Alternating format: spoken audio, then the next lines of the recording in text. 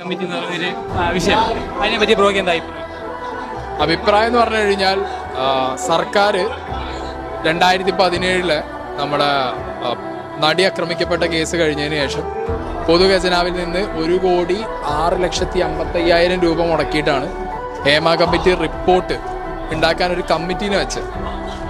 അപ്പോൾ ആ committee report പുറത്തു വരുമ്പോൾ അതിൻ്റെ ഫുൾ ഫ്ലെഡ്ജിൽ അതിലെ പല്ലു നഖവും കളയാതെ മൊത്തമായിട്ട് ആ റിപ്പോർട്ട് എങ്ങനെയെന്ന് കാണാൻ നമ്മൾക്ക് എല്ലാവർക്കും ഒരു ആഗ്രഹം ഉണ്ടാവും. കാരണം സിനിമ എന്ന് പറയുന്ന ഒരു മീഡിയം അല്ലെങ്കിൽ ആ ഒരു എൻ്റർടൈൻമെൻറ്റ് ഇത് നമ്മൾ കുറേ കാലമായിട്ട് നമ്മുടെ പൈസയാണ്, പൊതുജനങ്ങളുടെ പൈസയാണ്. വീണ്ടും പൊതുജനങ്ങളുടെ തന്നെ പൈസ മുടക്കി അതിലുള്ള പ്രശ്നങ്ങൾ പഠിക്കാൻ വേണ്ടിയിട്ടൊരു കമ്മിറ്റി റിപ്പോർട്ട് വരുമ്പോൾ അതിനകത്ത് ഒന്നുമില്ലാത്തൊരവസ്ഥയാവുമ്പോൾ ജനങ്ങൾ ചോദ്യം ചെയ്യും, മീഡിയാസ് ചോദ്യം ചെയ്യും.